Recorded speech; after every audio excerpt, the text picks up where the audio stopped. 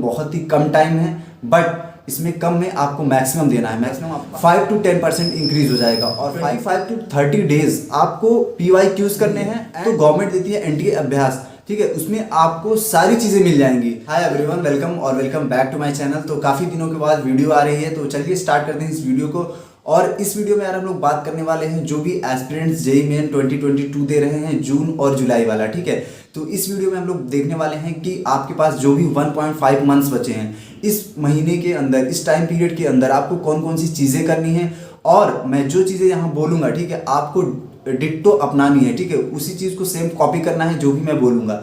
और अगर आप इतना कर लेते हैं तो मैं आपको गारंटी के साथ कहता हूँ कि आपका नंबर कहीं ना कहीं, अगर आपका एक्स आ रहा है तो एक्स प्लस 5 to 10% इंक्रीज हो जाएगा। और 5 to 10% की मैं बात कर रहा हूँ, तो ये काफ़ी बड़ा नंबर हो जाता है। और मैं जो भी चीज़ इस वीडियो में बोलूँगा, जो भी चीज़ मैं आपको कहूँगा करने के लिए, ये आप अगर कोई आपका टीचर है या फिर आप जिसको मानते हैं कि हाँ ये चीज़, ये बंदा बहुत ही सही गाइडेंस देता है, तो आप अगर किसी टीचर को कोचिंग में जानते हैं तो उनसे आप वेरीफाई करिएगा कि ये जो बोल रहा है ये चीज़ें करने से क्या ये सब हो जाएगा। कौन सी बुक सॉल्व करनी है, कौन सा ऐप से आपको चीज़ें करनी है, NTA अभ्यास करना है कि नहीं करना है। तो इस वीडियो में हम लोग पूरा का पूरा देख रहे हैं कि 1.5 मंथ्स आपको कैसे निकालना है, ठीक है, कैसे आपको मेहनत करनी है और डेफिनेटली आपका मार्क्स इंक्रीज होगा, ये हम पे छोड़ दीजिए, ठीक है। तो चलिए स्टार्ट करते हैं इस वीडियो को और अपने फ्रेंड्स के साथ भी शेयर कर सकते हैं। तो चलिए स्टार्ट करते हैं और मेक श्योर कि अगर आप इस चैनल पे नए हैं तो डू सब्सक्राइब।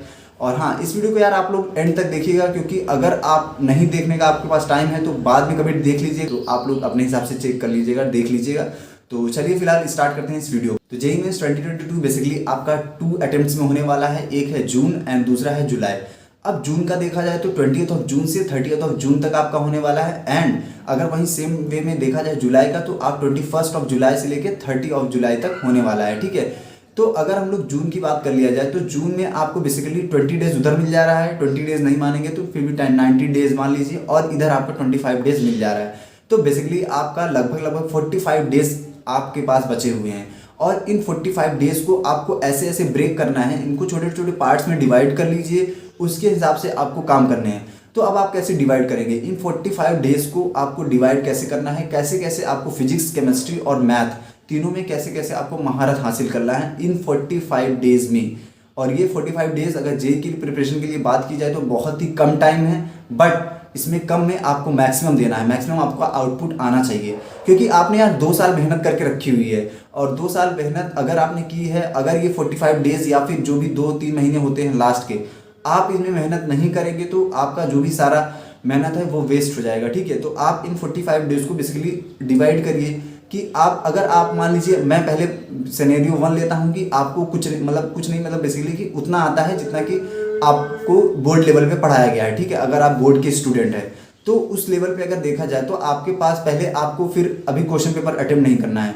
अभी क्या करना है, अभी PYQs भी नहीं करना है। अभी आपको 15 दिन, लगभग 15 से 20 दिन जो भी आपको मैथ्स में पढ़ाया गया है, जो भी फिजिक्स या फिर केमिस्ट्री में पढ़ाया गया है, ठीक है, आपको उस पर बेसिकली जितना आपने पढ़ा हुआ है उसी पे कमांड करना है। ऐसा नहीं कि आप बहुत ही ज़्यादा नई चीज़ और टफ चीज़ करेंगे, नहीं। आपको जितनी भी चीज़ें कराई गई हैं और जिनका बेसिकली आप कहेंगे तो जिनका वो ज़्यादा है, वेटेज ज़्यादा है, तो आप उन चीज़ों को पकड़िए। वेटेज, जिनका वेटेज ज़्यादा है, अब वेटेज ज़्यादा है तो मैं उसके लिए वीडियो बना दूंगा कि कौन कौन से टॉपिक्स का वेटेज ज़्यादा है, वो आपको फिजिक्स, केमिस्ट्री और मैथ तीनों का मिल जाएगा। उसके लिए आप चिंता ना करिए। अगर आप वीडियो पहले देख रहे हैं तो उसको कहीं और से भी आप देख सकते हैं कि किस टॉपिक का कितना ज़्यादा वेटेज है, ठीक है। तो आपको देखना है कि किस टॉपिक का कितना ज़्यादा वेटेज है और हमको कहाँ तक ये टॉपिक आता है। ऐसा नहीं कि वेटेज ज़्यादा है तो और हमको नहीं आता है तो उसको करना, ऐसा बेसिकली जो चीज़, कुछ चीज़ें ऐसी होती है कि आसान भी होती हैं और इनका वेटेज भी ज़्यादा होता है, तो वो वाली चीज़ें आपको अभी इस 15 से 20 दिन में करनी है। और ऐसा केवल मैथ्स में नहीं है, फिजिक्स केमिस्ट्री तीनों में है, ठीक है। मैथ्स, फिजिक्स, केमिस्ट्री तीनों में आपको वो चीज़ें निकाल लेनी है और इस 15 से 20 दिन में आपको वो चीज़ें करनी है। अगर आप ये इतना कर लेते हैं, ठीक है, तो आपका एक लेवल हो जाएगी कि हाँ मैंने इतना चीज़ें कर ली है। और उसके बाद आपसे थोड़े थोड़े क्वेश्चन आप देखेंगे कि क्वेश्चन बनने लगेंगे, और जब आप क्वेश्चन करने लगेंगे तो आपको थोड़ा सा कॉन्फिडेंस आएगा, ठीक है।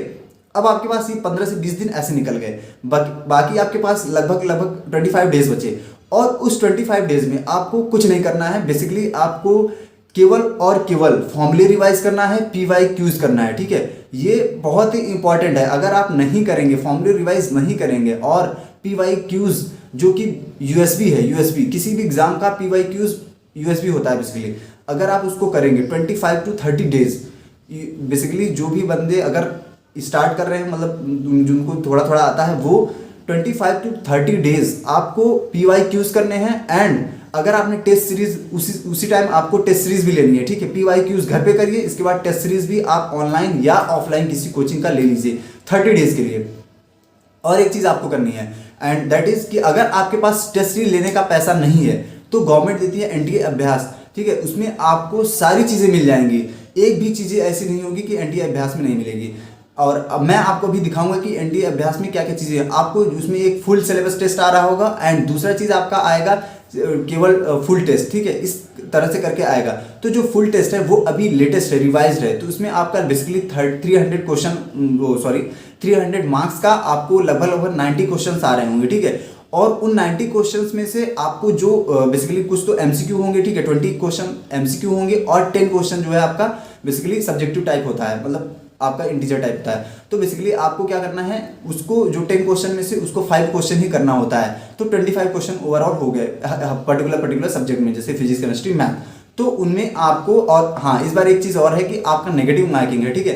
तो उसको आप लोग देख के करिएगा, और जो भी इंटीजर टाइप क्वेश्चंस हैं उसको आपको राउंड ऑफ भी करना होता है, तो उसको आपको देख के करिएगा, क्योंकि उसमें एक -1 भी है इस बार। तो इस बार थोड़ा सा आपको ये करना है, ये 3 चीज़ें आपको 30 डेज करनी है। और अगर आप इतना डेली करते हैं, ऐसा नहीं कि कंसिस्टेंट नहीं रहेंगे तो आपका कुछ नहीं हो पाएगा, ठीक है। आपको कंसिस्टेंट रहना है। अगर आप कंसिस्टेंसी तोड़ देते हैं तो आपका थोड़ा सा चीज़ें अलग हो जाएंगी, मतलब जितना ये आप एक्सपेक्ट कर सकते हैं 5 to 10% इंक्रीज, वो कहीं ना कहीं आपका बेकार हो जाएगा। और ये तो मैं 5 to 10% मिनिमम बोल रहा हूँ, अगर आप इतना कर लेंगे तो। और ये जो PYQs है, मतलब कि जो भी अभी एग्जाम हो रहा है 2017 के बाद से, इनका आप पहले फोकस करिएगा। जो भी ऑनलाइन हुए हैं, CBT हुए हैं, ठीक है, ये सारे आपको पेपर कर डालने हैं इन 30 डेज के अंदर। और अगर आप इतना कर लेते हैं तो डेफिनेटली यार आपको अपने मार्क्स में कुछ ना कुछ इंप्रूवमेंट देखने को मिलेगा, ठीक है। ऐसे ही वीडियोस के लिए यार, अगर आपको ये वीडियोस अच्छे लगते हैं और आपको इनसे हेल्प मिलती है, तो इस चैनल को यार जरूर सब्सक्राइब करिएगा, एंड अपने दोस्तों के साथ जरूर शेयर करिएगा। बाकी आप कमेंट करके बता सकते हैं कि आपको अगली वीडियो किस चीज़ पे चाहिए। Bye bye, take care.